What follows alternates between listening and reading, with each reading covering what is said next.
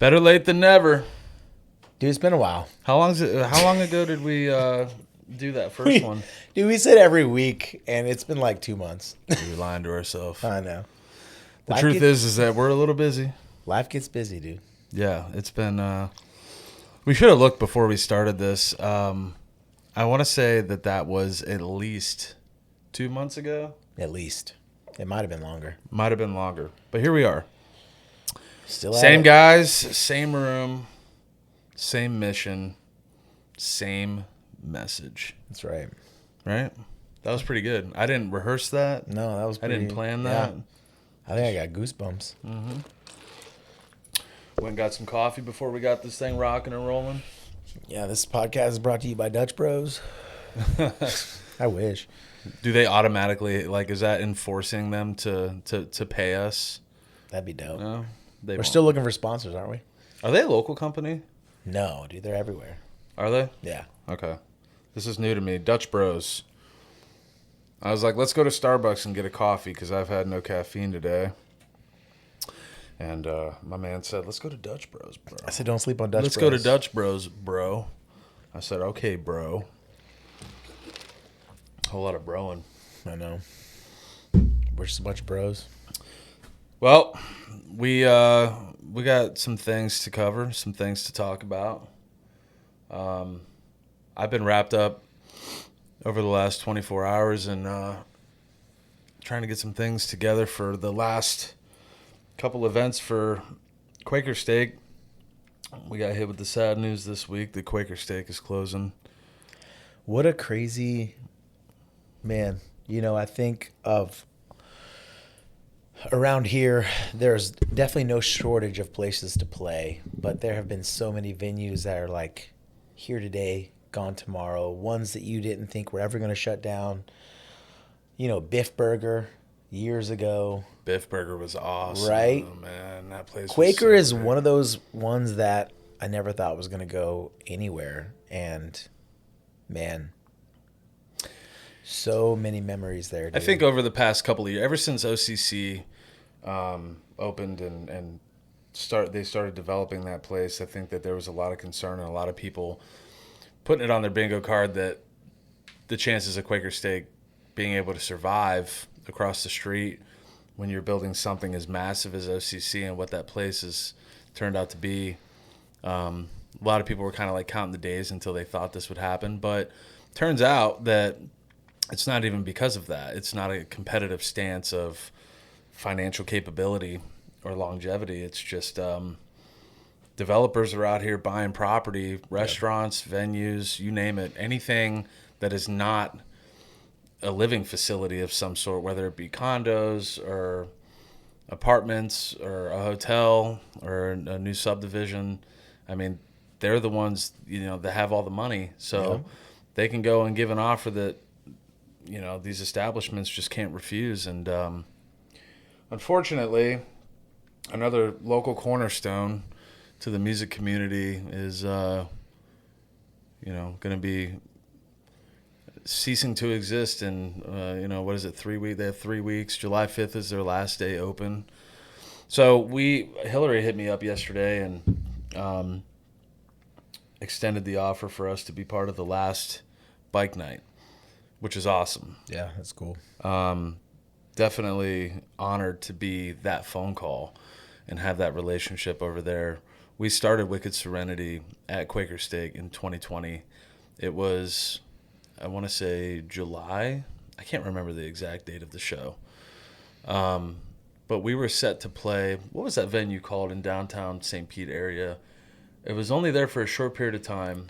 Ringside? No, it was an outside place. Oh my God, why can't I think of the name? What was it called? Anyways, there was a mandate for a shutdown because there was some more COVID outbreaks that were taking place, and we had the show booked for probably a month, maybe a little bit less. And then 2 days before the show, they told us that they had to cancel. Oh, damn. And, this was in the peak, the height of no shows, 6 feet, all that bullshit that was going on. And we were just like defeated, man, because so many people were also looking forward to the show because there wasn't much going on. And I got in touch with Hillary, and she's like, yeah, let's do it. 24-hour turnaround. Wow. And we probably brought 400 or 500 people out there for our first show. And that's how it got started. So playing the last bike night is definitely cool. And, you know, I was literally making the event page yesterday, and she called me, and she's like, hey, you know, I really wanted Greg Billings to be, you know, the center focus and build the last show on July 5th around him, but he's not available, but he can do July 1st, that bike night. And Greg Billings is awesome. Of course. Dude. It was very exciting to get that phone call right before I posted that event. So abort, and then we you know, I got on the phone with Greg, we talked, we came up with a plan, we figured the whole, you know, the schedule out and how we're going to do everything, and we just announced it this morning. So, you know, going out that way, you know, in support of his act, and you know, it being the final ride to the lube is it's going to be a memorable thing, man. For sure. You know, we the Supply Chain actually played our very first show at Quaker as well. Almost, I think it was July, almost like 4 years ago. Yeah. Yeah, our first show was actually on the books, was at Bottle House.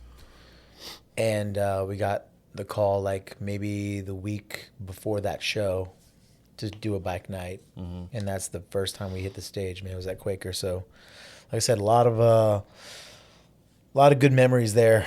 A lot of really important life moments were spent at Quaker, and I'm definitely sad to see it go.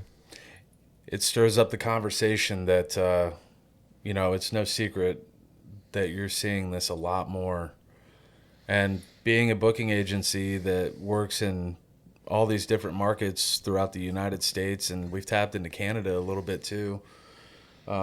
Yet to hit international, so we have no idea what's really going on out there in other countries. But I will say in the United States that just even in the past year, the amount of venues that we've been in touch with or that we've booked some shows at that, you know, ended up closing down, or, you know, they're shifting their focus. And like Vans? Yeah, that's another one. Man. I mean, it's just like, I feel like almost like once a week, you know, you hear about another venue, you know, that's down for the count. But I'm not really into the whole doomsday mentality of this is the end, this is how it's going to be. The future of music and live venues is, you know, I don't know, starting to get decimated to a point where there's not going to be any one day. Yeah. I don't believe any of that. No. You got the giants like Live Nation that are buying up rooms and taking over. They're building one in Tampa. Yep, more and more. It's going to be a great venue. That's definitely creating some tough times for the smaller mom and pop venues for sure. I mean, look at what Tom's going through, you know, and everything that he's advocating for with the city of Tampa and, you know, Chamber of Commerce. I think is at the Chamber of Commerce in Ybor, I believe. But anyways, I mean, he's in courtrooms fighting for his venue, fighting for his life, fighting for live music. Talking Crowbar? Yeah. Yep. Tom over at Crowbar. Shout out to Tom. Love you, man. He's doing God's work, and he's looking out and just trying to, you know, he's trying to create a change, you know, just here in our city. And I know that there's people all over the country, probably all over the world, that are doing the same thing. So Godspeed, you know, we got to keep the fight going. And we're obviously trying to do the same thing with this agency and create positive experience, you know, and create a solid workflow that helps venues put on successful events. Because nobody really understands everything that goes into it unless you're doing it. Yeah. You know? And like, there is still such a big desire for live music.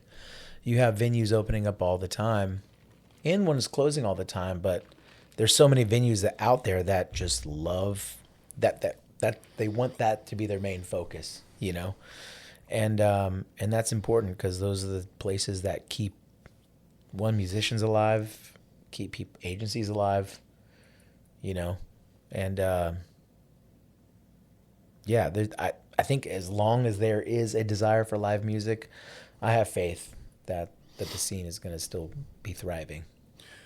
What do you recognize as like a primary pain point with a lot of the venues that you work with? Things that they're trying to constantly figure out, strategize around, and overcome. I honestly think it's the economy in each individual area. Like, what if we're talking about a ticketed show, right? What does your market support as far as the ticket price? You know, and then how many live music venues are in that area?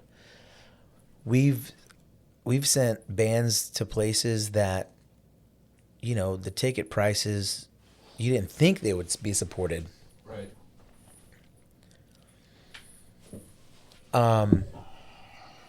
But there's a lack of live music venues around the area, so that's like the only attraction in a, 25-mile radius, and it draws. Mm-hmm. Or you go to a place that has a smaller ticketed show, but there's music venues everywhere, and the draw just isn't that great. I mean, Right. There's so many different factors that come into it, right? Does the band sell? Does the market sell? Does, what are the main attractions?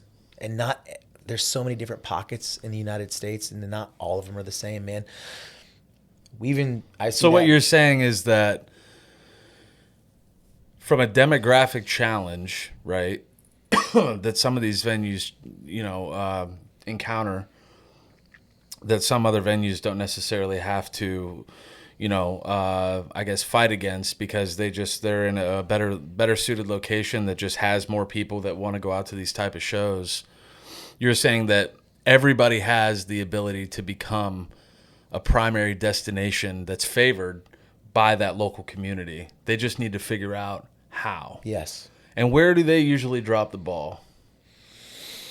Promotion. Bingo. Promotion, man. Mm-hmm. No one's going to know what's going on if no one knows what's going on. Yeah. And you have to keep everyone's mind real estate whenever you're pushing over social media, even over TV, radio. Like, how bad do you want it? Mm-hmm. And what links are you going to, man? We've played some venues to where we had radio interviews, TV spots, or they were pushing it on social media, and the turnout was great. There's a consistent agenda of promoting. Or we played some places where it was like, we only promoted the show. And it comes down to making those phone calls. I mean, having those relationships. Mm-hmm. When we just went to Alaska a couple weeks ago, and we didn't even know until we got there that we were doing it. But Angela picked us up from the airport, and she's like, "Hey, we'll probably get you guys on the radio." Perfect. I'm tight with. I mean, Fairbanks is a small town, but and everybody knows everybody. But still, I mean, that goes back to every market is different. However, she puts the effort and the time and the personality into keeping those relationships solid and making it to where she doesn't have to plan ahead, 30, 60 days in advance. It's like, hey, the band just landed in Alaska, and let's get them on the radio. Boom, boom, boom. 30 seconds later, it's a done deal, because everybody wants the thing to succeed. Yep. They want it to work. So I think that it just comes down to thinking outside the box, because we get venues that come to us. It's funny, you mentioned a venue in Alabama that we tried. We had so many show proposals, so many dates, so many rates, so many things that we had planned out. We've sent, I don't know how many emails and put in so much effort, and we were never able to actually lock in a show with this place, because there was a fear of it not working out. And it's like, hey man, you can't be scared. You bought a venue without really knowing how to run it from an entertainment standpoint. You know how to run a bar, maybe. You know how to serve food, but you do not know how to make live music successful yet. But guess what? Anybody can do it. It's really just consistency. Yeah. And if you keep doing it, you're going to gain the knowledge to understand it. And the next thing you know, you're a specialist in the field. That's right. But I find it ironic because these same venues that typically end up saying, we're closing, we can't do it, I don't want to deal with this anymore, so I'm just going to get rid of this place. Or we're changing direction, whether it be genre or just killing live music. And they end up with an empty stage in the dark corner that patrons always come in and go, hey, are you guys ever going to use that? Well, remember, we tried, but nobody showed up. Yeah. I showed up. I was sharing the events on Facebook, and it's like you had a following, but the small following that you had, you didn't let it grow. Yeah. You had boots on the ground. You had local people that were trying to help you. They have no stock in your venue, and they're trying to help make it successful, but you're not doing the things on the back end. And then they'll come to us and ask for advice, and we'll give it to them. And we'll even offer marketing services as a company, because between me, you, and Alberto, we know how to do it. Well, here's another thing that I can't sometimes comprehend is like some of these brick and mortar venues that have been around for a long time have a good following on social media. They have X amount, 10,000, 20,000 followers. So for them to promote, right, it doesn't take money, Mm-hmm. It's like you already just let your followers know what's going on. Yeah. Right? If you want to do a boosted post and get more followers or maybe expand your reach into different markets that are in surrounding areas, by all means, please. From a band perspective, a lot of times we have to put marketing spend into letting people know so it expands our reach, especially in definitely a new market. Mm-hmm. But, I mean, it's free to do, right? Mm-hmm. You just take the assets that maybe you've created or maybe the band has supplied and just start posting regularly, month out, weeks out, days out, let people know, run special promotions, get creative with it. And the fact that some don't I think it doesn't make me upset. It's a missed opportunity. Yeah. One thing that I can definitely sympathize on is like, I know, because we even struggle with it sometimes, because social media is a huge reliability resource now. Like, if you're not doing that right, you're in trouble. Yeah. Because that's where you get a lot of your traffic, and because you're always, you're doing shared links, you're doing the Bitly links, so that people can go right to whatever ticketing platform the venue or the band is using, and you got to run advertisement for it, and then you need to get assets made, and you need to create a brand kit for every single show. And you need to have a flyer and promotional material that's formatted in all these different dimensions. And then, it's telling you about pixels, and it's just, and then you go on and you try and do it through Meta. And it's like, I just ran an ad yesterday. Everything's different now. They just updated this. Now what's this over here? Yeah. Look at all these new buttons, and now I got to go to this page and I got to upload. It's different, and it's a lot to keep up with. So I do share that pain point with these venues and other bands that are constantly losing sleep at night, just wondering if they're doing it the right way. And not every band member. It's usually, right, it's that one guy in the band that takes on that responsibility and that has the pressure from the venue as well. And the venue can apply pressure, whether they're putting in the right amount of effort or not. Because you have your venues that are doing everything right, and they're actually setting a standard, like Mango Rita's. Eric is a professional. He knows how to get people in the door. He understands every aspect of everything that we're talking about, and he's created a system that has led to a lot of success at that venue. And he runs it like he runs it like it's, military formation, dude. And ironically, being somebody that does a lot of business with that venue and books a lot of shows there, sometimes, he faces scrutiny and a lot of pushback from bands because, even though it is the standard, the level of effort and accountability is intimidating. Once when you have somebody walk in the room that really understands this and does it the right way, everybody else that doesn't necessarily understand it to the same level, or that will just walk away without trying because they get confused or they get manipulated by social media or whatever happens to them, they get uncomfortable around a guy like Eric. Venues get uncomfortable. They'll literally contact us and say, can you help me? That venue in Alabama did that a week before he decided to close. He called me and he's like, hey, I'm talking to you and 2 other people about maybe doing some marketing for us and helping us redesign and everything from the floor plan of where they have their tables and how much GA room they have, how much they're selling their tables for, this, that, and the other. Just help me with everything. Help me make sure that I'm doing this in the absolute best version. And if we put everything in place the way it's supposed to be from a system standpoint, then we know we gave it our best shot. But they're not willing to go there because once you start talking about all this, it's like, And there's a perfect example. I had this conversation, and a week later he called me and he said, I'm not doing any of that. I'm going to sell this place. Yeah. And I was just like, well, what level of effort? Go. What level of effort are you trying to put in? Dude, we can break that down to. You talked about assets. That's one kicker I've been on, and I've even shared it on my personal social media. But man, the AI slop that is being constantly pushed out there, I get it. It saves time. Life is busy, but you're killing your brand. It's a tool. It's a tool. It's not. It's a creative tool. Yeah. I get it. I get it's a creative tool, but people are using it as the start and finish of everything that they do.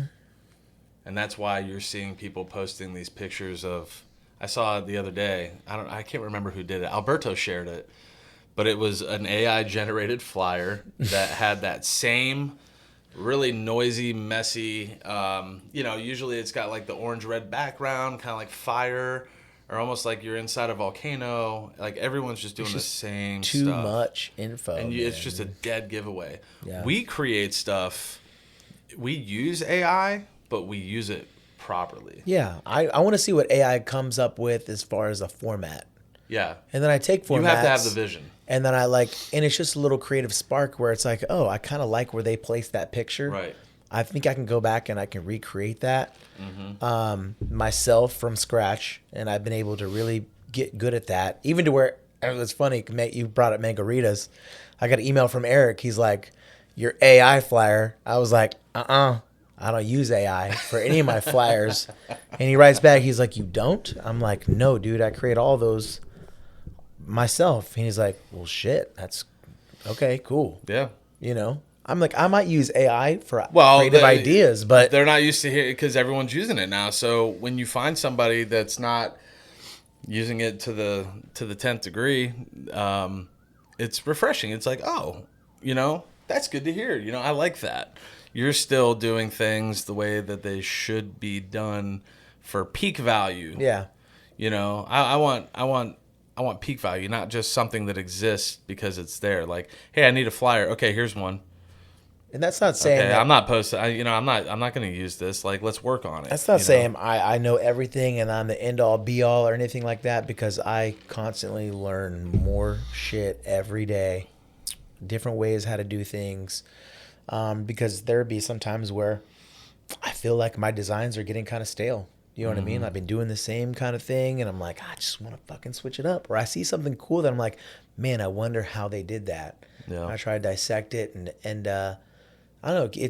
It feeds a creative thing inside of me, but it also keeps it fresh for that people the outside looking in. And that's how I kind of try to approach it. But man, it's not only some artists, but there's some venues there that they still put out that AI stuff, and I think personally it's killing their brand as a venue. It's really weird when you see like venues do it. There's something about that.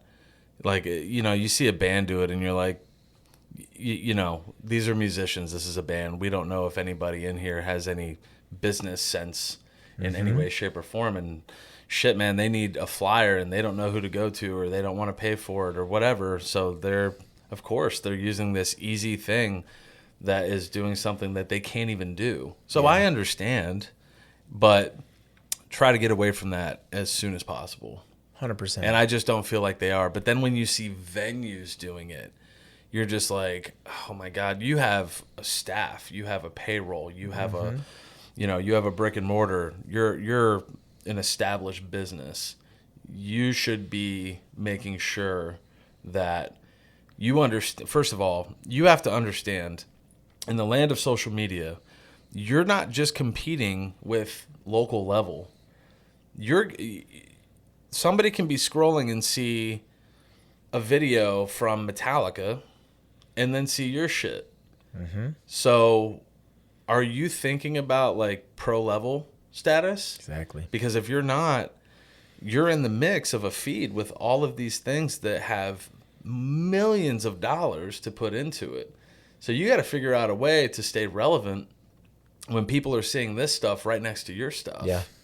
And that's how I always try and think about it. I always try to plot and plan in a way that, will equal up to what national bands are doing and national agencies are doing, and anybody that's in this industry on that level. It goes back to they set the standard. Dress for the job you want, not the job you have. That's right. That's exactly. And like, if I'm gonna put something out there, I want it to be as pro level as possible, even though the band is still somewhat local, or even a local band that's out there. Man, it doesn't matter if you're just local.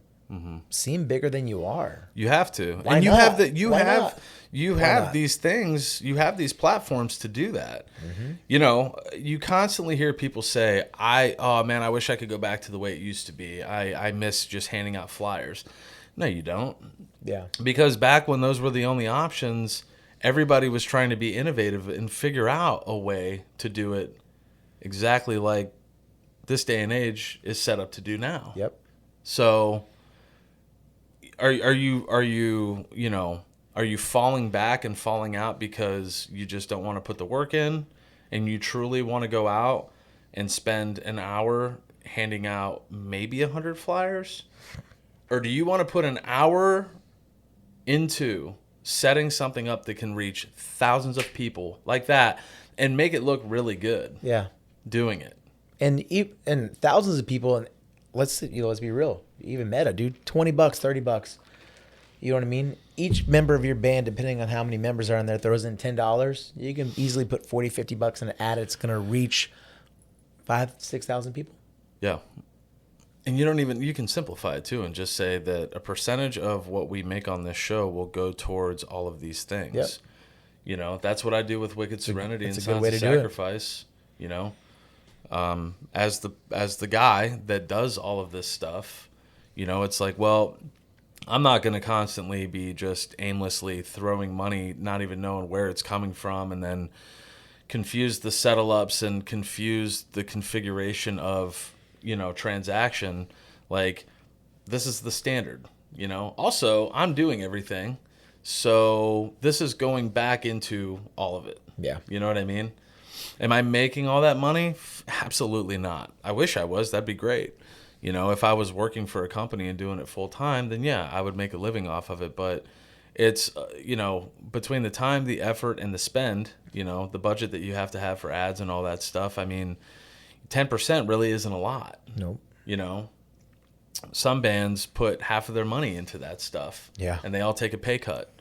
But, their ROI is on a different level a lot of times than what everybody else is looking at, because they're just running stagnant, dude. They're plateauing into the same tunnel of bullshit over and over again, and thinking that, well, maybe one of our posts will go viral and then that'll be it, and then we'll wake up one day and have 20,000, 30,000 followers.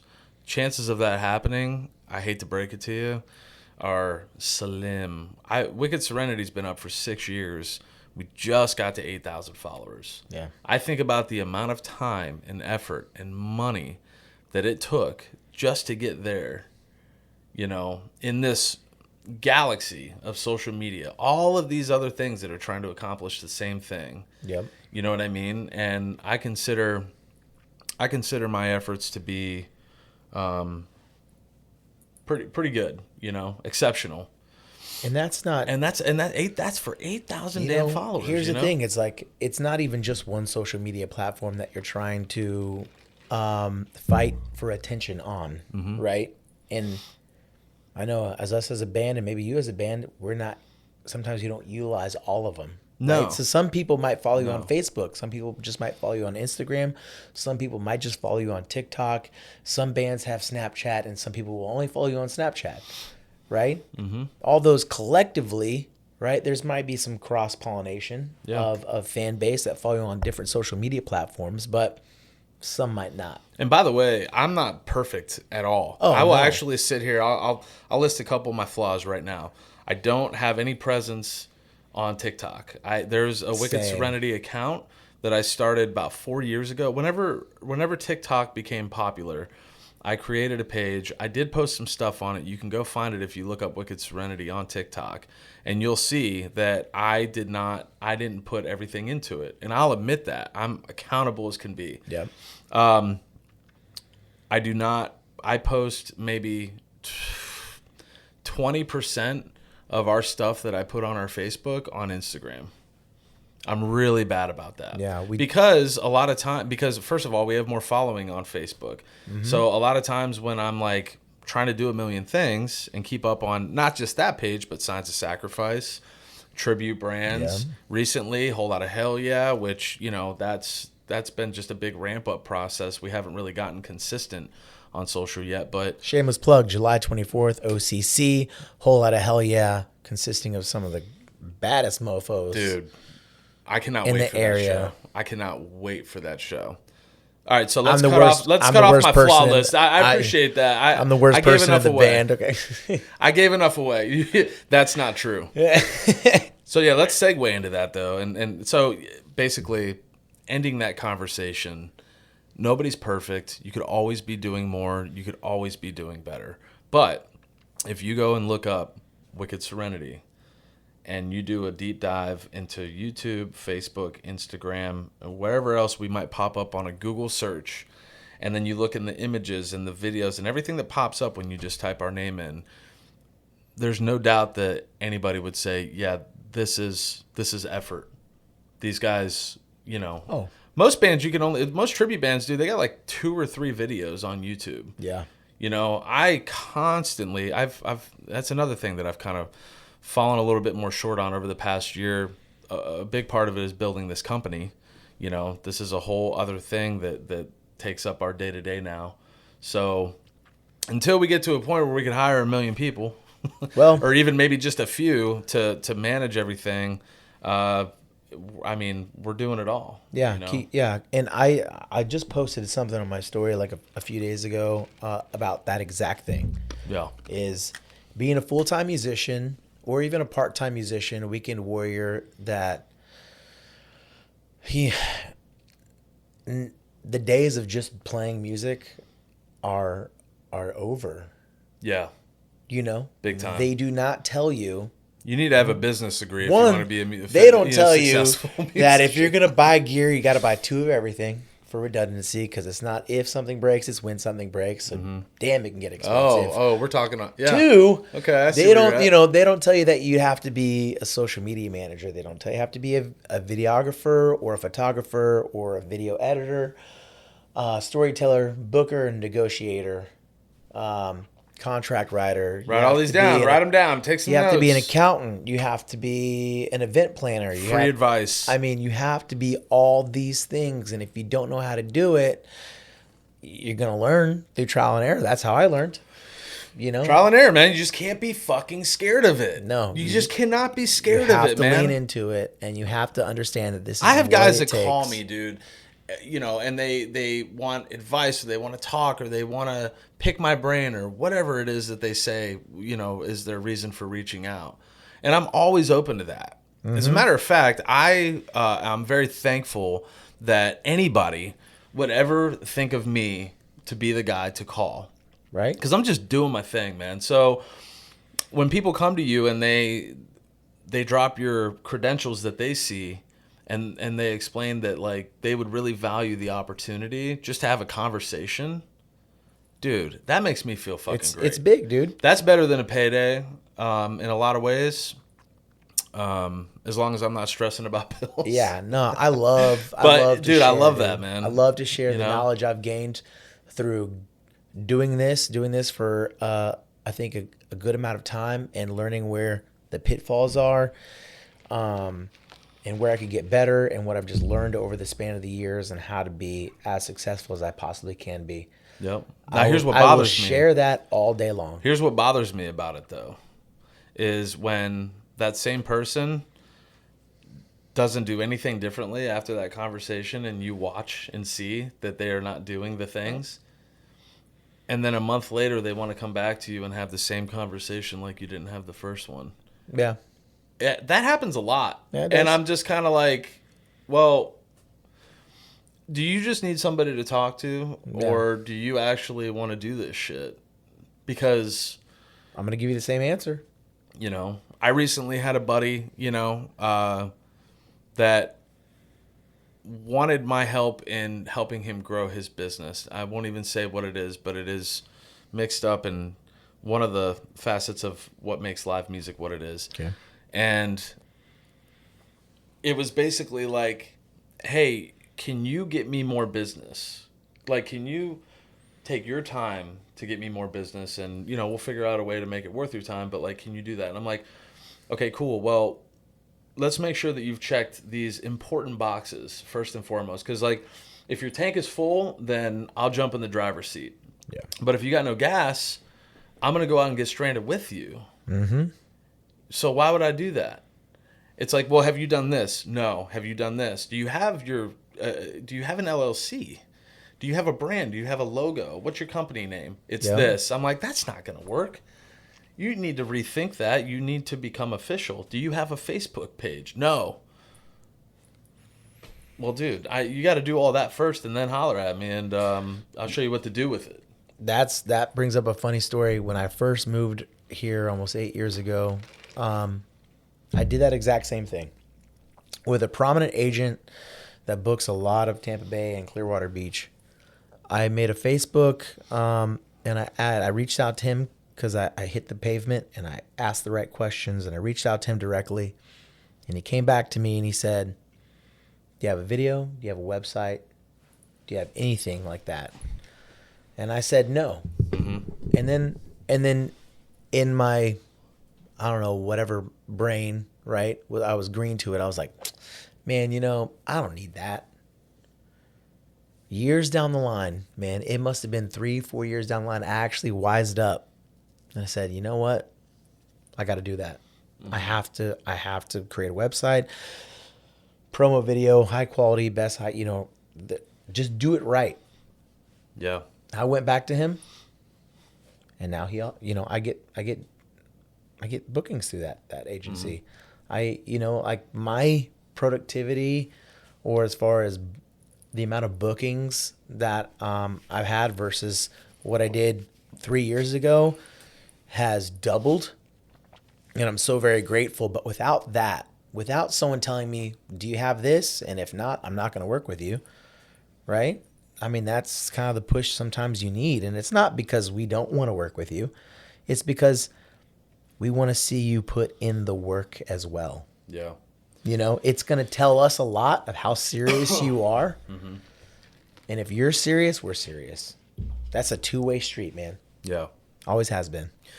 Dude, I didn't know shit about fuck. Yeah. About a lot of this stuff until, I was playing in original bands and been playing live music since 2009, which is nothing compared to a lot of people that I know that have been out doing this a lot longer than I have. I'm still super young, and I don't have as many hours clocked as a lot of guys, but going into the tribute thing with the knowledge that I thought that I had, dude, I thought I knew so much more than I actually did before crossing over into the tribute scene 6 years ago.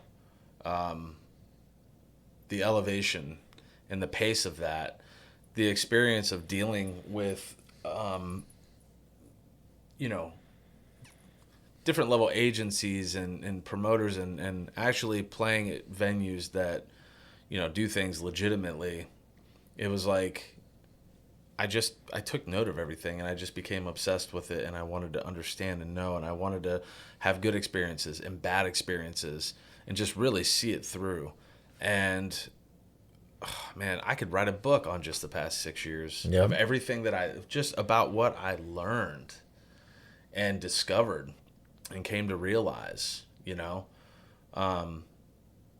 and all that stuff is what molded the ability to say, okay, I think I have enough for my playbook now to where I can jump into this business and this game and this industry as an agency, and I think that I could do a good job at it. You know, have there been some setbacks? Have there been some scaling misconceptions? For sure, man. But that just comes down to having that thrive and that drive to do it all and Yeah. eventually getting there. And along the way, you want to remind people like, yeah, dude, we're going to do everything we can. Not, yeah, we're going to give it a shot. We're going to try. Like, dude, we're going to do everything that we can. You know what I mean? But it takes time.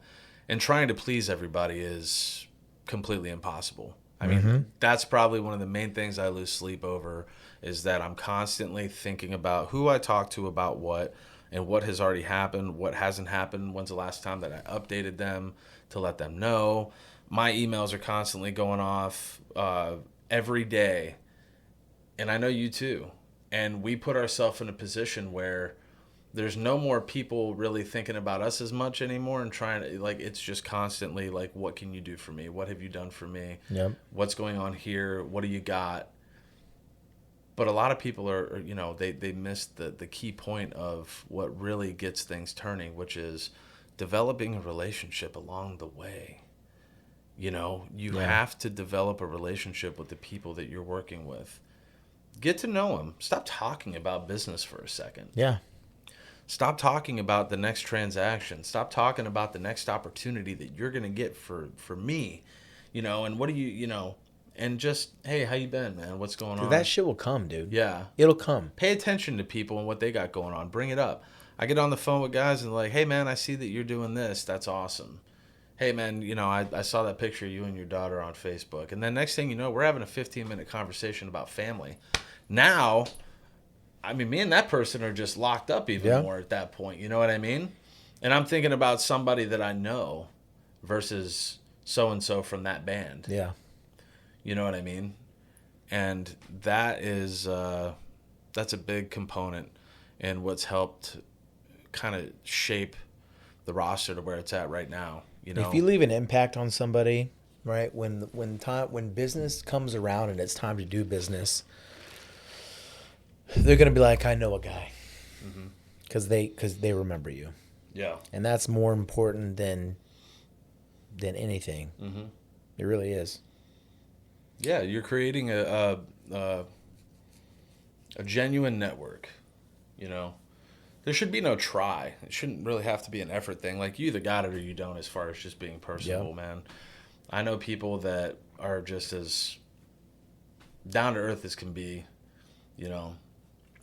and then there's guys out here that they don't care about anything else other than what they got coming up and what's next for them. You know what I mean? And it's really hard for me to coexist with people like that. Yeah, if you got blinders on, it's hard to look at the picture holistically. I mean, I understand, sometimes, I'll be the first one to get on the phone and be like, don't have time to talk and catch up. I need to know this, and we need to talk about this, like, right now. Yeah. Anybody that knows me knows how I am. That's true. Everybody knows that I could easily just walk in a room and be stone cold to the point and just want to get something figured out. Aggressively sometimes, too.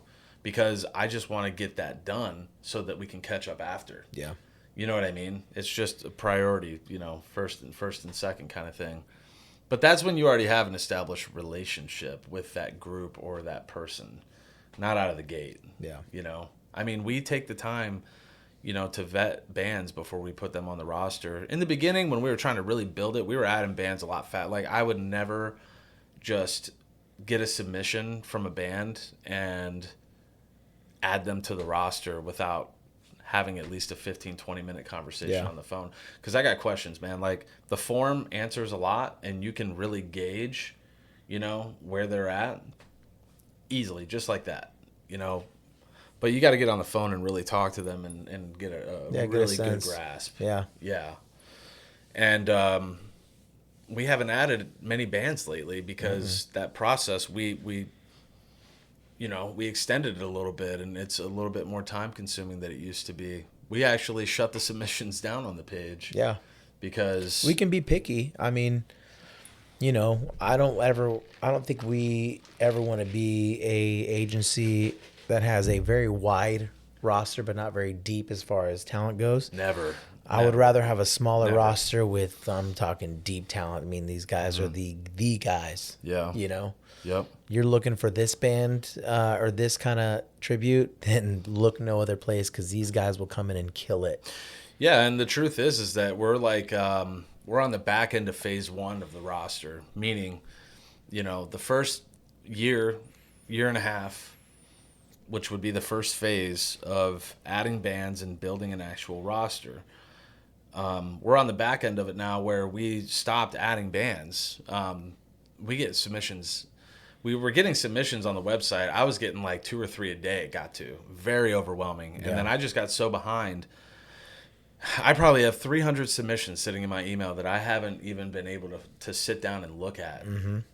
I could completely exhaust myself and my time and my happiness and my energy by doing it, but I'd rather not do all those things and just, hey man, right now this is where we're at. Let's grow what we're focusing on the bands that we already have, because we have an established roster. We can accommodate venues' needs given the complexity of the roster now, and meaning that we're covering pretty much every genre at this point, I think, except for rap, because I don't know how hip hop and rap do really in the tribute scene. There's a lot of places that it's not a corner that I've really like dove into. Also, you don't really get much submission at all from that genre. So other than that, though, we got country, pop. We're heavy on the rock and metal because that's just it's our vibe. That's okay. That's our specialty in a way. That when I started this agency, a lot of the people I knew were from the same scene that I exist in. Yeah. So, of course, I got all these valuable bands, from, Limp Bizkit to what you do with Supply Chain to, anybody. And then you got your absolute queens and your big time guys that have been doing this for a long time. We got Jasmine Kane on the roster. We got some of the superior top premium bands in the tribute game right now that are also working with us, that we're able to fulfill their needs. Yeah. So with all of that going on, how eager are we to continue to add and add and add and add and add? We want to produce for who we already have so that they can give a proper testimonial, because we don't want to become that agency where eventually you have 80% of your roster saying, well, Tribute Brands doesn't do anything for me. Yeah. I mean, we have bands on our roster and artists on our roster that we have yet to book for. Yep. But it hasn't even been that long. And I've told everybody along the way, hey, listen, this is a partnership. This isn't a contract. You know what I mean? Mm-hmm. We're not going to try and hold you hostage. We're not going to ask you to be exclusive. I'm not going to tell you that you can't book a show on your own at a venue that I work with. If you beat me to it, then there you go. There it is. I just saw like another band from the roster that's Crazy on Heart announced that they're playing at Mad Life. I slapped my knee because I was like, I could have made that happen. Yeah. But, they got to it before me. Yeah. They're hustling. Exactly. I got them coming down to Florida. Which is a big thing, right? That's, these bands, they need to hustle too. Absolutely. And all of them do. Everyone that we work with does. Everyone that we work with hustles. Because we make sure that they are also putting in the work. It's just like the routing thing. We've made routing so easy. We've created the tools to try and simplify that process. But there's no guarantee behind it. Of course. It's just, hey, you got better odds because we've laid out these tools and these ways that, okay, we created a routing submission form, which is a private link through the website that only bands on our roster have access to. And we tell them, do not share this link. If you share this link and we find out, we will literally take you off the roster. Yeah. Because you're not respecting the privacy of these tools that we're providing you with. And you could potentially open up the floodgates, if this link gets out, where we just start getting hit. Could you imagine? Then we'd have to shut it down. Oh, that would suck. And now we don't have a tool, so which it goes suck. back to the one person ruins it for the bunch. Yeah. You know what I mean? But going back to it, we have that tool, and we've shared it, and people still don't use it. Mm-hmm. Some bands do, some bands don't. Or a band will use it for a little bit, and if we don't find routes for those inquiries, then they just stop using it. Yeah. Because it didn't work the first or the second time. Yeah. It's like, okay, that's your choice. But even if so, like, we don't guarantee, hey, we got you a show. Here's where it's at. We're going to work on a route. We're going to try and get you a route because that's what we do. Yeah. We want to book the shows. But you also need to be working on this. Yeah. And still then hustle a couple for that months show. down the road, you get a call, and it's like, hey, did you find us a route yet? No. Well, you're looking too, right? Have you been looking for one too? Well, no, I've been kind of busy. I'm like, well, I don't have anything yet. We're working on it, but I can show you that we've actually tried. Yeah. I can sit here and tell you a couple of phone calls that I made or whatever, or I'll be honest with you and say, hey, I haven't had time to get to that yet. Yeah.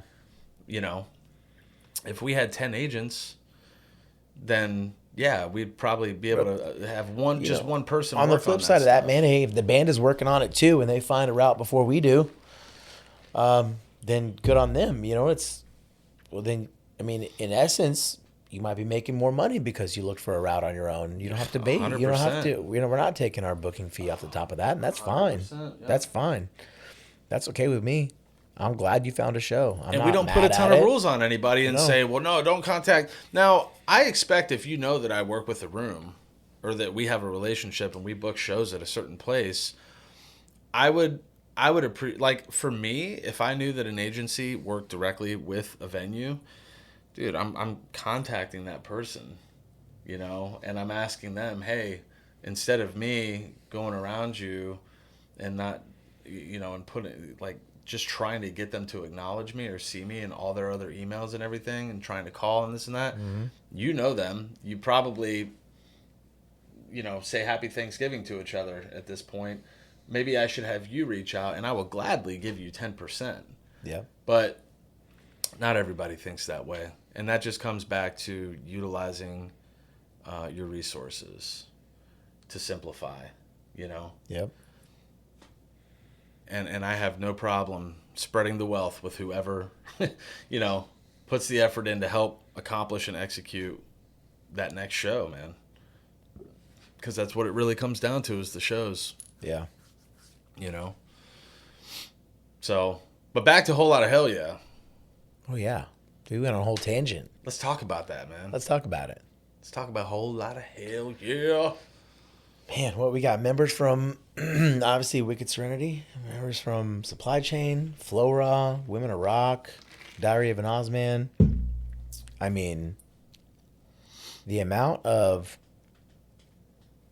talent in that room, whenever I walk into that room, personally, I wouldn't say I'm intimidated, but it's like, man, these guys are serious. They're players. It helps me step up my game personally. And the set list is fire. It's pretty cool because everybody gets that same drive from the room, no matter who it is, whether it's Gary or Bobby or me, Ty. Amay. Yeah, dude. I mean, like, everybody absolutely has their, artist credentials. Everybody in that room has done a lot. Some are just getting going. I mean, Ty's only been playing guitar for 4 years, and he got in Flow Raw with his dad, and what those guys are doing, and the traveling, and all the shows that they're booking. From here to Kansas City to where else did he just tell us that he was going? Massachusetts. I mean, they're doing it. Women of Rock. Amay, strong leader of that band. She has put so much into building that brand, and you know what they crush, man. You know, they got it locked down from a local standpoint, and she's putting all the work in that she needs to help put that band in a position where they can start traveling and go even bigger with it. Yeah. You know, so obviously, and this goes without saying, Ame is an amazing vocalist, so we got her in the room. Dude, we got you there. You are obviously a workhorse. You're obviously a leader. You have driven your brand to a very strong status locally. You guys are getting into traveling. You're going to Alaska. You guys are going to El Paso. You're making trips up to, you know, Georgia. Southeast states, Georgia, Virginia, North Carolina. Have you been to South Carolina yet? Not yet. You're going to get there with Alabama, what you're doing. you know. But we got you in the room. You know, we got me in the room. You know, Gary back on drums. You know, he's done some great things with Cody on drums. Cody on drums. Although Gary can play drums. Gary's a great drummer. drummer. You know what I'm thinking of is tonight we're getting together actually to Yeah. workshop. Cody's not going to be there, and Gary said last night, he's like, I can play drums. He can. Just to fill in. Oh, I know. He can I know. play a lot of shit. Cody on drums, though. Cody on drums. Cody doing everything that he's doing, from original music to tributes, and just ultimately being a reliable cat and being a team player and being a great drummer. And he's the most down-to-earth personality. Dude, super cool. You know, Cody's just a great guy. Then you got Gary, who has been playing music live for 30, 40 years now. Yeah. He can play pretty much any song by ear. He contribute. He's got his own lighting rig. I mean, come on, dude, it's Gary Shutt. You know, probably the best guitar player in the Tampa Bay area as far as I'm concerned. One of them. There's some killers out here, but Gary's definitely, you know, one of the best. And everybody knows who he is. Everybody knows Gary, and everybody knows Gary for being an amazing musician. So being in a room and playing guitar with him is pretty cool, because back when I was way younger, man, I saw Gary open for I saw him at the Brass Mug. I can't remember who it was with. It was with like a virtuoso guitar player, one of those bands. And I just remember going, man, that guy right there. Now, all these years later, you know, I'm playing music with him on this scale.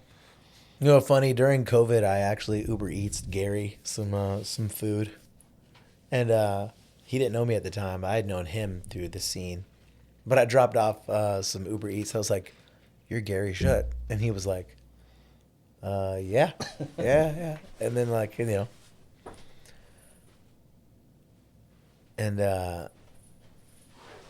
yeah, and he's probably like, well, that was probably cool or whatever, you know. Yeah. But yeah, I mean, What a group, though, man. Yeah, he's known. One, being in the scene. Two, being in a bunch of really cool projects. Also being a great musician. A bit of a nerd, but that's the one cool thing about him. You know what I mean? Gary, you're a nerd, Gary. but I love you for it. Love you for that, Gary. Love that for you. Yeah, I love that for you. Love that about you. I love the nerdiness of Gary. Yeah, it's, you know, it's cool vibes in that room whenever we get in there. It's great, man. Everyone seems to be on the same page, and that can be very refreshing. I can't wait. All consummate Can't wait for professionals. the show. I can't wait for the show. OCC, July 24th. We figured out a way. You know, when Bobby. So let's go back to how this started. We did the Flying High Forever show, and we had probably 4 separate rehearsal nights where this was 34 musicians. This is this was something that we had to coordinate around a lot of schedules. So some made it to more than others, but everybody was there the night before the show to do the dress rehearsal, which is a night that I'll never forget. Same with the show. But I remember at one of the rehearsals, Bobby, myself, and Cody were playing, oh God, what were we doing? Miracle Man, I think.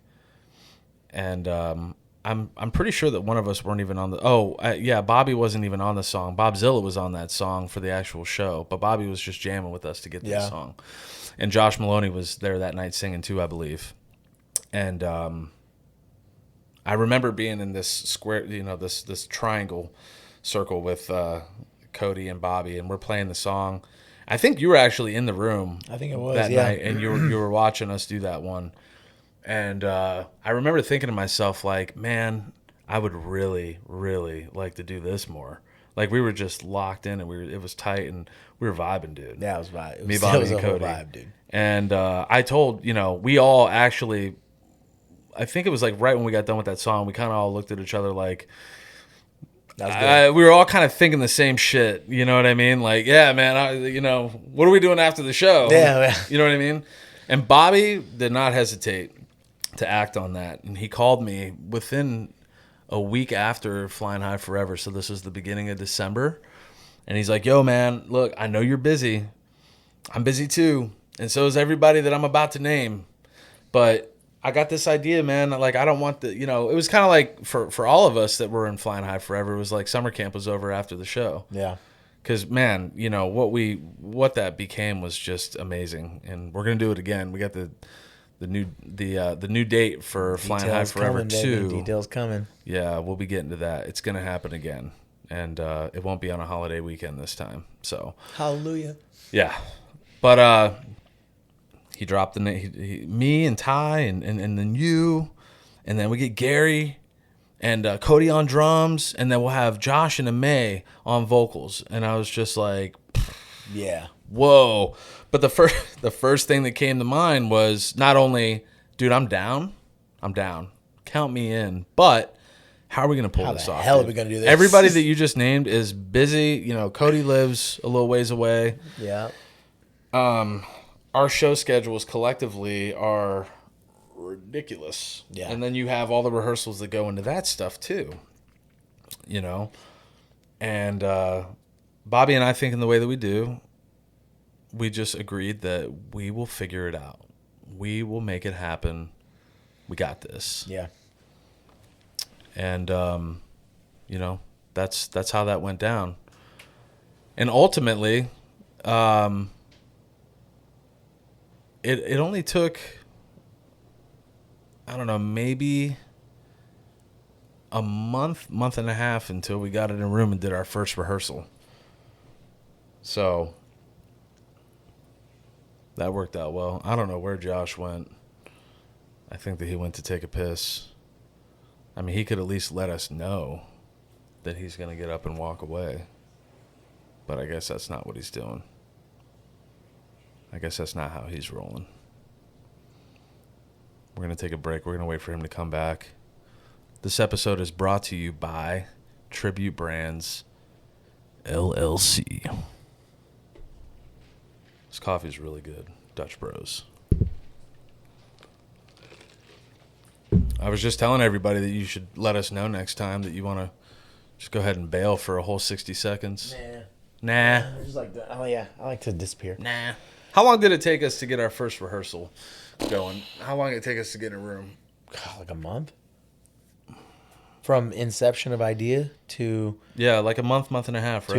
To picking out, hashing out what songs. Some songs and getting in a room. Then scheduling, then obviously doing the work to, band rehearsals aren't there to learn the songs. I think it was I think it was like the third week of January when we first got together. Yeah. So that means that if Bobby made those initial phone calls to get everybody locked in the beginning of December. It was like 6-7 weeks. Yep. It took like 6-7 weeks to get it going. So it's not bad. And could we have been rehearsing more up until this point? Honestly, probably not because of how busy we are. But what I'm getting at is it's amazing that we were able to pull it together the way that we did. So come out to the show at OCC. It's not going to be a one and done. This is a band now. I don't know how often we're going to play because of said schedules, but this first show is definitely going to be very, very special. It's going to be very cool. And we need you. Yeah. Right? We have a good amount of pre-sales, but listen, it's going to be a fun show. There's going to be some songs that you don't see a lot of bands touch because they are crazy. The set list is amazing. The set list is gonna throw you for a loop. Yeah. Right? It's gonna be like, well, shit. What's But you're gonna next? know. You're gonna know everything. You're gonna know every You're gonna song. know the songs. It's not gonna be some crazy weird B-side thing that like no one knows. They're all awesome songs from just awesome bands. Well, we got and layers too. Layers. We got so 3 many- guitar players, bro. so we're able. We don't have to count stuff out and say no. We can't pull that off because we don't have, whatever. We have it. We can do it. And Gary can play keyboard. I don't think Gary's playing any keyboard through the whole. No, I don't but he think can play needs to. keyboard on He could, guitar, though. Yeah. which is a great thing about Gary. I mean, we could have a drum battle. Yeah, Actually, that would be kind of cool. that would be kind of cool. Yeah, that would be kind of cool. See, this is what happens. Yeah. You just say something, and then next thing you know, See, the whole show's different. you're in the Whole Lotta Hellyeah chat going, hey, Yeah. what do you think about this? Man, oh, man. I've been thinking of some songs lately that I'm like, oh, man, totally forgot about that one. Or, oh, we should have added that. Or, Well, but the thing is that we're going to have to add about another hour's worth after because this show's only a 2-hour set. This band will be primed to be a band that can do 3-hour shows with a Yeah. break in between. and that's fine. So we got more to go. Yeah, we definitely have more to go. More to add. Or, just like any other bands that start as with the one set list, there's going to be your staples, and there's going to be ones that will morph into something completely different. And the set list is always fluid.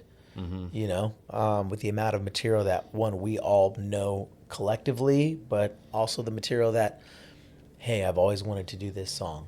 I've always wanted to do something like this. Let's do our own version, or let's try to fit it in, or put it in a medley, or do whatever. Yeah. Right? The possibilities are endless, especially with the amount of talent that we have, and that's when the show builds into a show. What's your favorite song? Without giving a song away, just say the artist, and I'll know what song you're talking about. But pick 2. What are your 2 favorite songs on the list? But don't say the song name. Just say the artist, because you're not giving it I'm away. gonna get so much hate. Everyone loves to hate this band. Nickelback, Okay. Michael Jackson. Nice. Okay. I was gonna say Michael Jackson too. And then the other one, man, I really love that we have Faith No More Me too. in the mix. Yeah, yeah. Because I don't hear anybody doing Faith No More, let alone that song. So I think that that's going to be really cool. It's gonna be sick, dude. I love the Led Zeppelin, always will. And that's one of the few songs on the list that it's like, you hear other bands playing this, but you don't hear other bands playing it the way that we're going to. They are not doing it. When we play that song at rehearsal, I'm just like... Spoiler, I don't sing that song. Thinking about where it's at in the set, how we do it, how we come into it, what it is, how it sounds, the sharing of parts. Yeah, the layers. The layers. I'm just like, man, come on.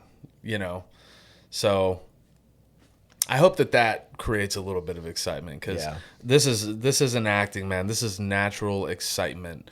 I absolutely cannot wait to play this show, and it's almost here, man. When we booked it, I was like, that's so far away. That's far away, yeah, no, dude. But hey, we needed the time. But it was this. If we would have booked it any earlier, We got a little less than a month and a half, dude. yeah. I Less than a think month and we a half. timed That it came out quick. perfectly. The fact that it's halfway through June right now blows my mind. I think this year, the start of 2026 till now has been, and we talked about this on the phone, has been a very weird, trying year so far. No doubt. Coming off 2025, I'd never expected this year to be like this, and there's been a lot of lessons learned, and I'm right there with you. And I said this on the phone as well, man. Is like, I think I want to make the rest of this year count like it's never counted before, and I think this is one step towards it amongst a bunch of other things, And I'm excited, dude. Excited. A lot of long-term plays being worked into the first half of the year, and that creates a lot of fatigue because you're constantly putting work and work and work and work into something that you can't reveal yet, or that you can't go out and act on yet, or launch, or whatever. It's just like building anything, Well, it's like plant. I mean, it's like you got to enjoy the process. It's like growing crops, dude. You gotta, know what I mean? you gotta enjoy the journey, man. Or there's no point in doing it. You just have to, live in the moment. And even when you're doing the harder parts of it and the shit that you don't really want to do that comes along with it, you just have to, look at it as a journey. And you're alive and you're doing something, and that's pretty rad. Yeah. And if you just keep doing it and you don't fall short or start complaining or get lazy, then you'll see it through, and then you can stand in its presence and be like, look what I made. This is awesome. Now what's next? Yep. You don't want to stare and dwell at it for too long. You want to have it there for what it is. But you want to get to the next thing, because you can't slow down. You got to keep moving. You got to keep moving, or your work ethic and your vision and your plans will fall short. There's no doubt about that. Yeah. And the Whole Lotta Hellyeah thing, man, I'm really proud of what we did, and that we were able to pull this off. It's gonna be cool. Yeah, I'm proud of everyone in the band. Yeah. I'm very excited. Yeah, I'm super super lucky. And everyone's gotten be a part of busier it. over the past 6 months. That's the other funny thing. Yeah. But it plays into the long-term stuff that we're talking about. First half of this year, it's all long-term. Yep. Nothing has a quick turnaround. No. Well, really any good thing in life is gonna Take time. It's gonna take time. No doubt. There's gonna be a wait. What are you, at this point, what are you most looking forward to, between July and December, second half of the year? What are you most excited about? What, July and December? From July to December? Yeah, like, everything that's happened in the first 6 months of the year that's going to transpire to results in the second half. Obviously, the Whole Lotta Hellyeah show, the supply chain going to Alaska. It's the farthest I've ever traveled for music. El Paso, we got Speaking Rock coming up. Mm-hmm. Going back to my home state. Great stage. My home state of Texas. Yes, that'd be cool, man. I know I didn't live anywhere near El Paso. Right, growing up in Dallas, but man, Texas is always home. Yeah. Josh has been living through me because I just did El Paso in Alaska, so he's up next. So that's fun. I had to go out there and check it out. I think I might take a little small vacation, man. You know what I mean? I don't get to take a lot of vacations because I have a problem with saying no when it comes to music. Yes, you do. This guy's schedule is more packed than People ask me anybody's. about dates, and I have tunnel vision, and I'm like, I'm open, yes. Mm-hmm. And then I look back at my weeks, and I've told this to some people, and I'm like, what the fuck did I do to myself? Because I'm like, I'm playing 6 days, and then I have a day off, and then I play 6 days again, and then I have a day off, and then I play 6 days again. I'm like, shit. When's the time to really have some me time, or to focus on agency work, or even focus on writing original music, which is where my heart has always been. So I might, in the second half of the year, kind of maybe shift focus, stay busy enough to where I can still make a living, but shift focus on doing other things that feed my creativity and kind of fill that aspect of my life. Mm-hmm. So I'm excited about that. I've been doing a lot of lyrical writing lately, and I want to put it to some music and write a personal album. Really, not even to get big, man. It's more of like a vanity project in a way, where it's like, hey, this is mine. I did it. I wrote everything. That's what writing music is. And I don't care. About. I don't care who likes it, who doesn't, because it's real, it's raw, it's me. Yeah. It's for me. That's it. Hopefully you like it. Hopefully you like it. If not, I don't care. It's okay.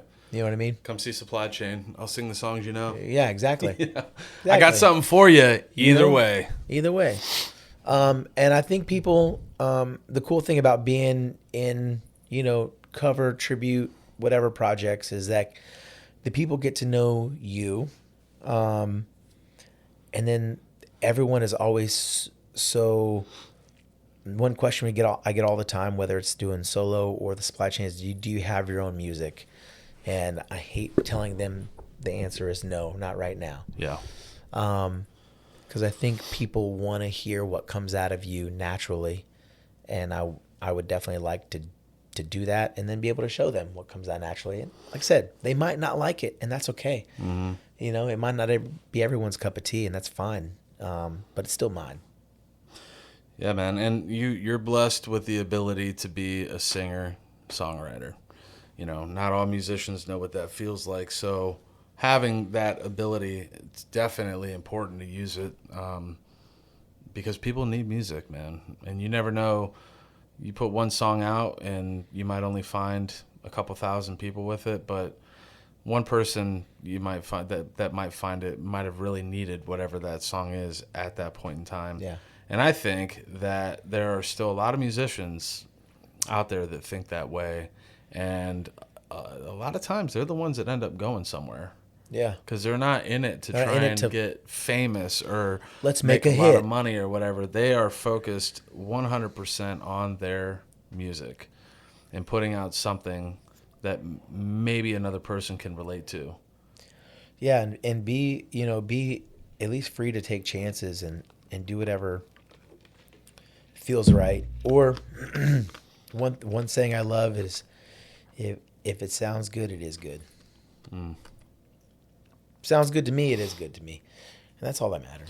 That's all that matters, man. One person can, find a Jimi Hendrix solo to be the most beautiful, inspirational, out-of-body experience to listen to, and then somebody else could listen to it and go, that sounds like screeching glass to me. I don't understand what's going on here. It's not for me, and that's fine.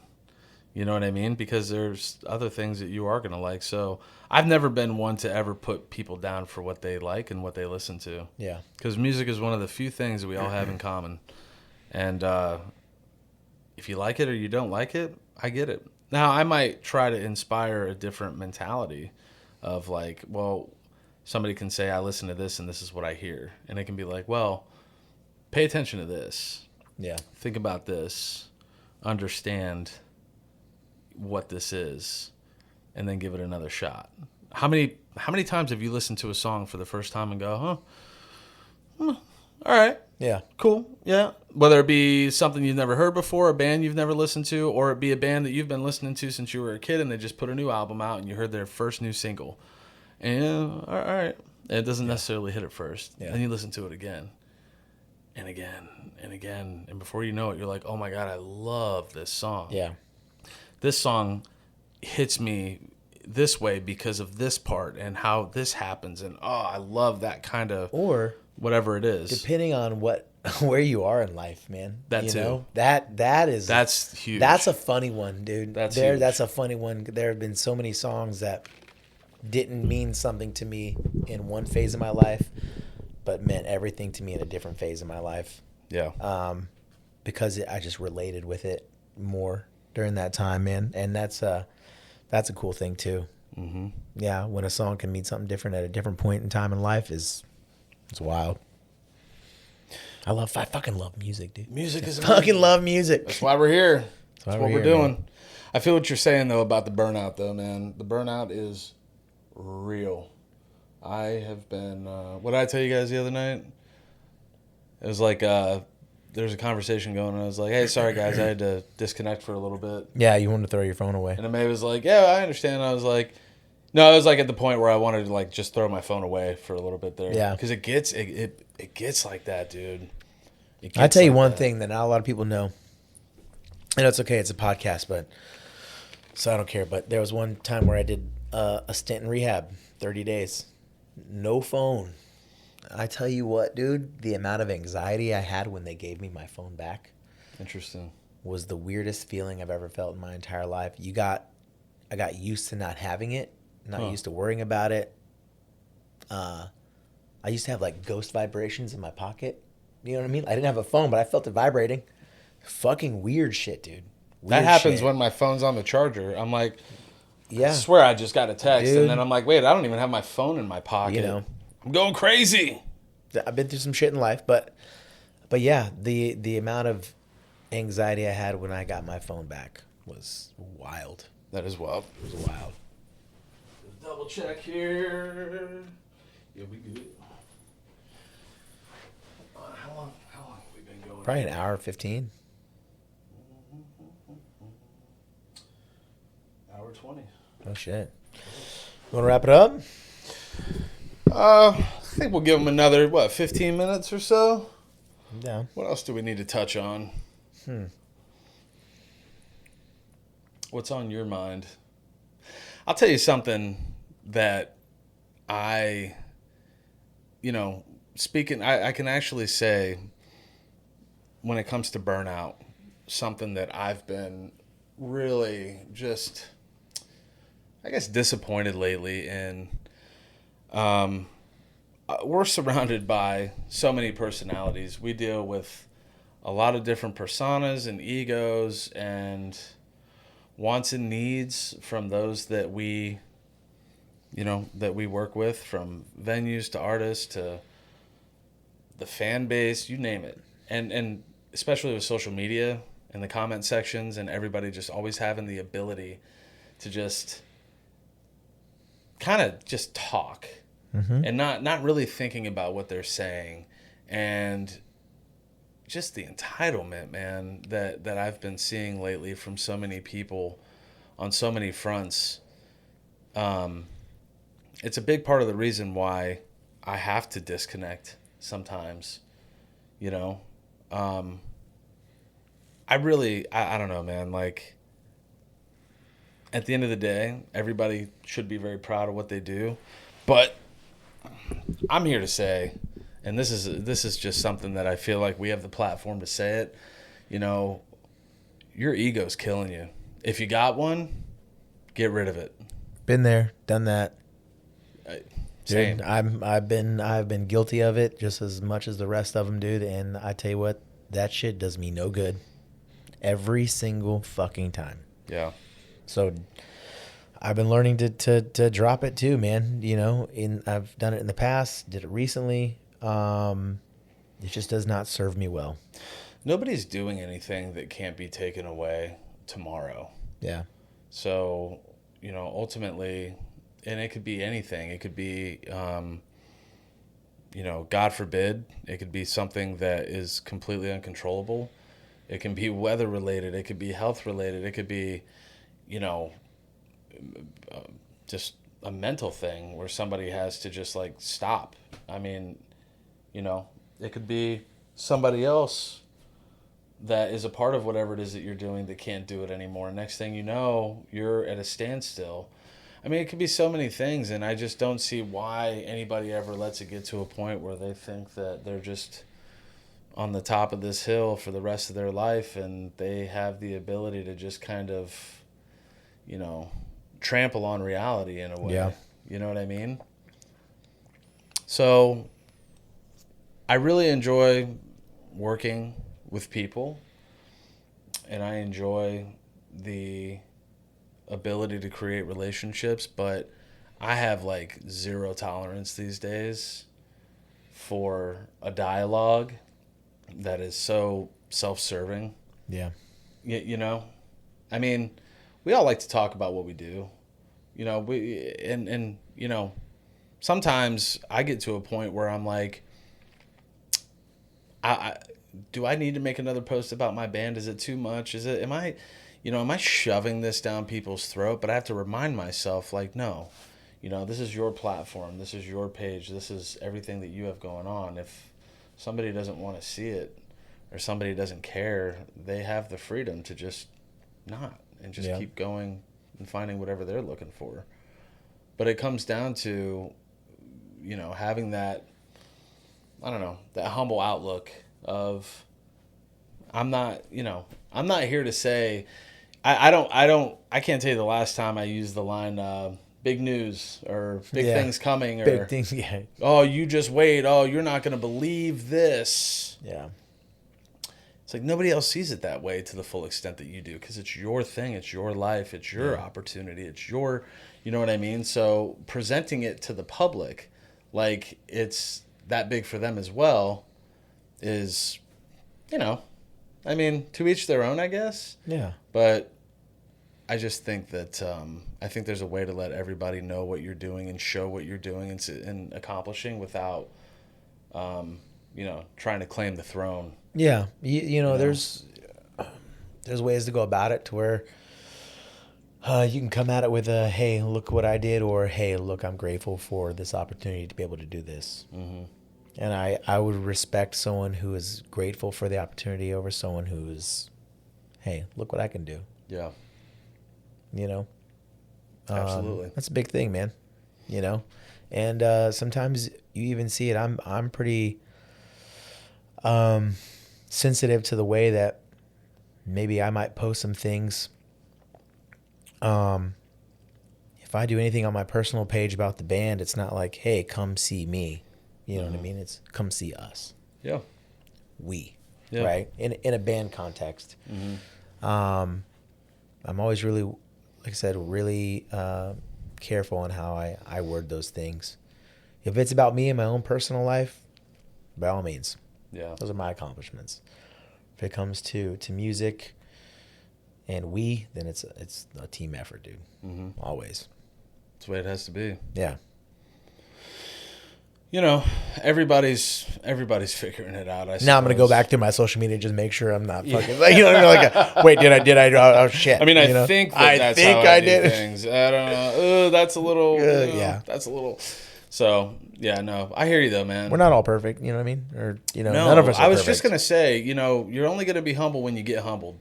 You know, and some people just haven't crossed that bridge yet, I suppose. Yeah. Also, it's, you know, it's easy to get to a point where you're flying high on the success of whatever it is that you have going on. If you get on a hot streak, but I'm here to tell you, I mean, it can slow down just as quickly as it sped up. You know what I mean? Mm-hmm. That gas and brake pedal, you know, they're both still there. You know. Yeah. You don't pull the brake pedal out just because you're full throttle on the gas. And you need that brake. You got to slow it down sometimes. Yeah. You know? And then what happens when you do and you don't have this stuff going on and nothing to talk about? Where are you as a human being and as a person? Yeah. Do you have anything else to show? Do you have anything else going on in your life that makes you happy and that people can be happy about for you? Anything that you want to share or keep to yourself that just creates peace and balance? You have to have those things too, because all this shit, man, you know, it's only here as long as it's here, you know? Yeah. And you never know when you might decide one day and say, you know, I don't want to put my attention and focus on this right now. I need to go and find myself or find, you know, a higher power that I've never connected with, or my health, which is yourself, or whatever, my family. Mm-hmm. My family needs me more. You know, I constantly deal with at this stage in my life. My daughter is 5 years old. Mia's 14. She's going into high school. She's growing up faster than I can even keep up with. And I crave and I live for the next date, the next opportunity, the next show, the next new state that we're going to go to, the next thing. I'm always trying to find that. But when I'm at home thinking about how much I can't wait to go and do that, once I get out and I do it, and I'm enjoying it for sure, but my mind is always at home. Yeah. Saying, man, you know what sounds good right now?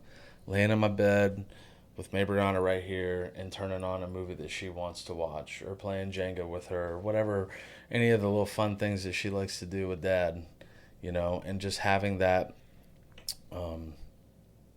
environment around. Well, I think there's a good balance because without that, man, you know, it's...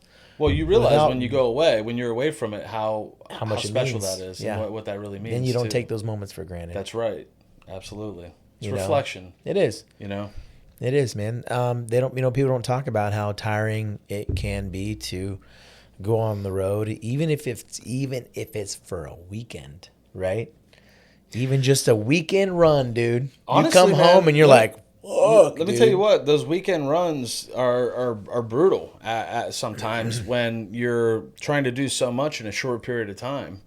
You know, not taking away from like a 2 week or a 30-day tour or something like that, because that's the ultimate test.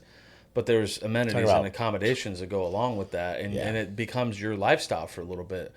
Doing a weekend run, you're Totally throws it off. you're going to the airport. Usually, this is the usual, because usually if you go out and you do fly out dates, you do at least 2 shows. Unless you're going to do 1 show and it's just enough. Yeah. You know, like when we go to El Paso and we play at Speaking Rock, like that's enough for us to just do a one and done and come home and not worry even about, like, it'd be nice to go up to maybe New Mexico or even Colorado or something like that from there. But, you know, it's fun to go out there.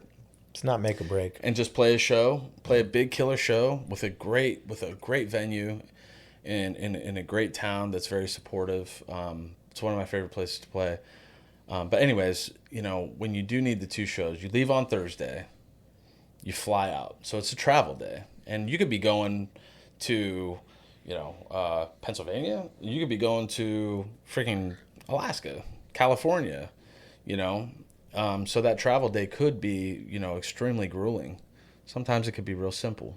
Just one flight straight to wherever you're going, and you're there. And you have a lot of Thursday to go and explore. And we do a lot of that. You know, we like to go out and sightsee.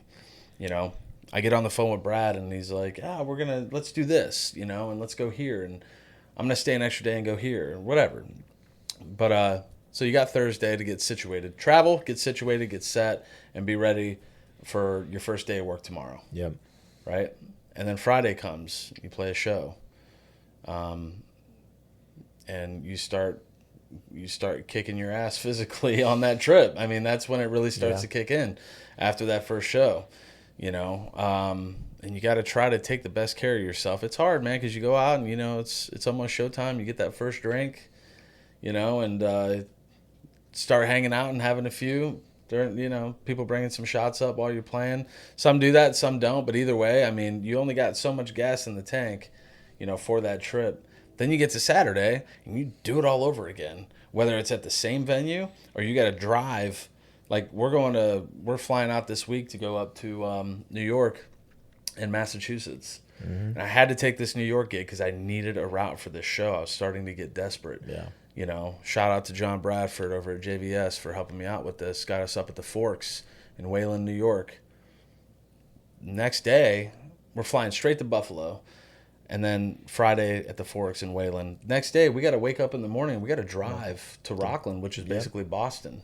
6-hour drive. Yep. That's way longer than I will usually do as far as, you know, logistics from one show to the next.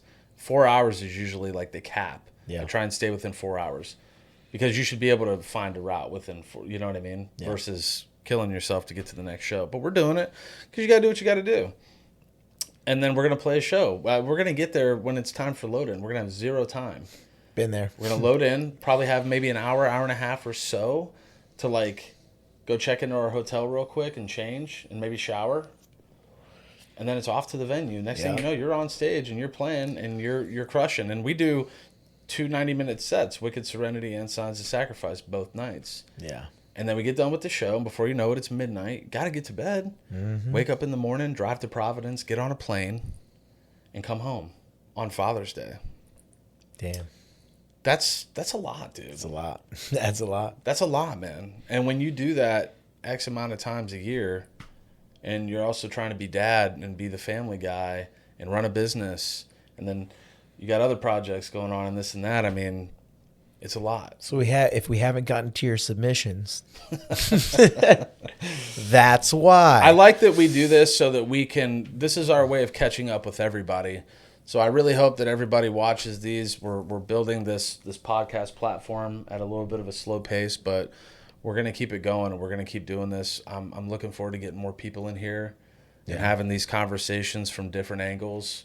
And just hearing everybody's stories, and I just hope that people can take something away from what we're doing. This is a good way for us to hash it out and let everybody know what's going on. This is a good way to talk about things that could enlighten or influence. And it's also a good way for us just to come in here and show you that we're just a couple of human beings over here trying to figure it out like everybody. That brings me to a good, another point. It's like, obviously we'll post this up on Facebook, social media. We'll probably clip it up and stuff. But we want to hear from you guys too. Like, what do you want to hear from us? Do you have questions? What do you want us to talk about? What do you want us to talk about? What do you want to know more about? Do you want to know more about our personal lives? Do you want to know more about the music side of things? Like, and if it's something that we can't speak as privy to, we'll get somebody to come sit in one of these chairs and talk about it. That's what I'm saying. Yeah. What do you want? We got connections. We know people. We know some people. Shout out to all our people. Yeah, man. Everybody, our family, our friends, everybody that supports us. We're very thankful. We're very, very blessed to have the support that we do and know all the great people that we know and have everybody in our life that we do. Big shout out to the haters too. Obviously, they're out there. Part of the fatigue that comes with this is dealing with the fact that you always got somebody trying to stick a knife up your ass. And, yeah, that's how it feels, man. Yeah, right? People talk about putting a knife in their back. I feel like it's a little bit more personal than that, so I'm going to call it for what it is. But I appreciate you too. Just know that. I appreciate everybody. I appreciate that we have the world that goes round the way that it does. We live in a crazy economy. This day and age is out of control. And I got to tell you, like, I see people that are moving along without music, and I don't know how they do it, because music is the savior. And being able to wake up and do it every day and be a part of it, and everything, that comes down to where we spend our time, how we make our living, the fact that we've been able to square it away around music is a blessing in itself. So always thankful to be here. Always thankful 100%. For what we're doing. Thankful for the team that we have. Shout out Alberto. We need to get him. I know. I almost said down here. We need to get Alberto up here to come and sit in. Yeah. And talk, dude.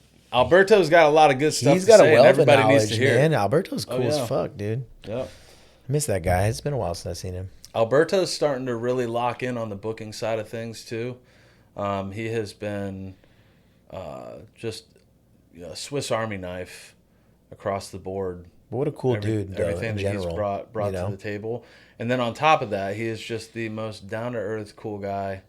I mean, dude, I've only even known Alberto for a fucking year. Yeah. It was last year when Kirk Hammett was doing his Saturday night at the Hard Rock. Yeah. It was kind of a sit down. I don't know. Why can't I think of what that shit's called? Like a little clinic. It was a clinic. It was like a clinic. It was a clinic.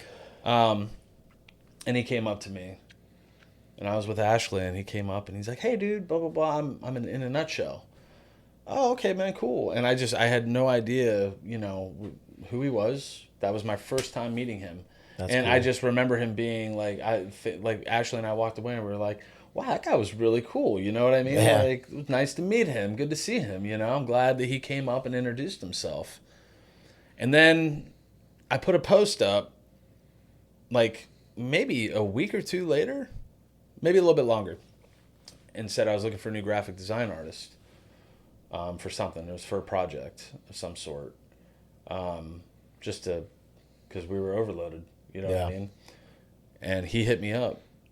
He's like, dude, that's what I do, and started showing me everything he does. And then we got on the phone, we talked, and then next thing you know, I'm just like, this guy deserves to be a part of this and needs to be a part of this. Like, I want this guy on my team. And his reaction to that and his acceptance of, I want to be a part of this was instant, man. Yep. And he has just become one of the people that I can say is like one of the best dudes that I know. Yeah. 100%. I have learned a lot from him. Mm-hmm. He is a wealth of knowledge, and he is well-versed in a lot of really cool things and tools, and I think we should get him on here, man. Oh, yeah, for sure. And he's creating disruption, too.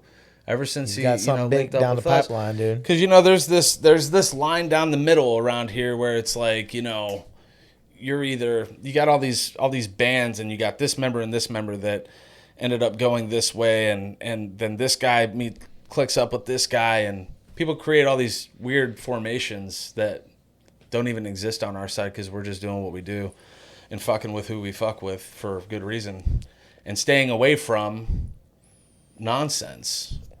Ultimately. The negative bullshit. Absolutely. And Alberto, now that he's doing what he's doing with us, he's had to deal with and overcome I think that I don't know what it is, man. Is it resentment? Some people don't like to see other people get involved in things that they want to be a part of. Yeah. And instead of trying to righteously be a part of it for all the right reasons, they create this resentment that you're doing it and they're not. And they don't think about how you got to that point and how they didn't. They're just mad that you did. Yeah. And the next thing you know, they're trying to flatten your fucking tires. And this could be somebody that you have just been in a band with and known for a year. This could be somebody that you've been playing music with and been friends with, consider them a dear friend for a very long time.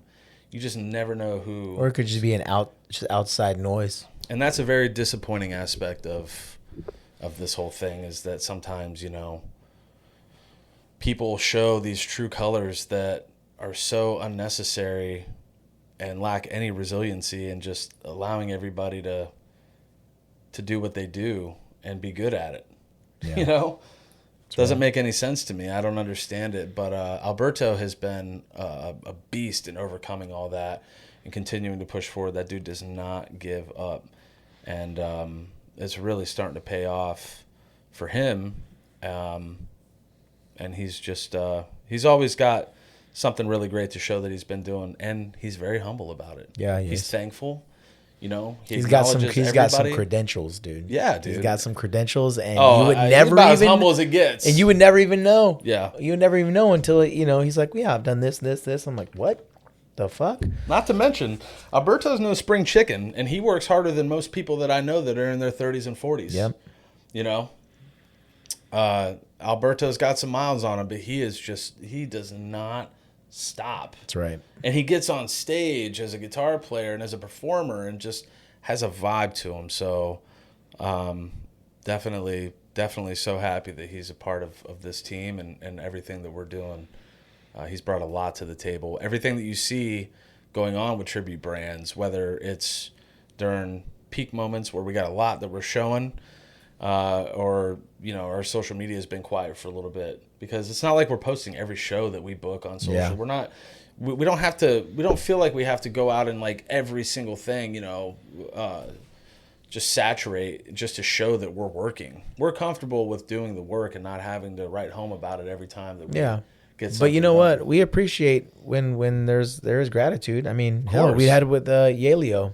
Tribute to Santana just recently made a post for some shows that we booked for them, and they gave us kudos and so grateful about that. And then we collaborate on pushing, that storyline to the public and showing, look at what we're doing, look at what we're creating, this is what's going on, and I love that, man. Bands are that's the thing, is that our roster is becoming seasoned. We've been working with a lot of these bands for a while now. We have a connection. We have a dialogue, and it just continues to become more natural. Yeah. Automatically, building that family out of what we have, which is why we've become protective and a little less lenient about who we put under one of the next spotlights that we have to offer, Not saying that, it's like some big, huge thing and you better, hope that you can get on the tribute brands roster. I'm not saying that. We're just one of the many opportunities that exist in this industry, and we're just trying to do the best that we can to make it positive and build trust and be genuine and stay loyal and everything that everybody can say that they're doing, but it's really like, are you? Yeah. Are you? So we we're lucky to be surrounded by the people, the bands, and the support that we have. I can't say that enough. That's how I feel. Yeah, big thanks to everyone that's on the roster, everyone that we work with, all the venues we work with, people that partner with us. We're super grateful. So we're going to keep it going. Yeah, not bad for episode 2. I think that concludes episode number 2. Like I said, let us know what you want us to talk about. If you want to see anyone, drop their name, tag them, tag bands, tag whatever, man. Yeah. You know what I mean? Feel free. Interact. This is an open forum. Right now it's just me and him, but, whatever. Let's keep it open. Who's the first person we're going to bring in here? Should it be Alberto? I think it should be. I think it should be. Let's get him up in here. Alberto, we're going to call you. Bro. We can get you up here. You can sleep on my couch. Or in his bed with him, whatever you want. I don't know about that. You're going to be the little spoon, bitch. All right. All right, Episode guys. 2, that wraps it up. Peace. Yeah, it'd be good.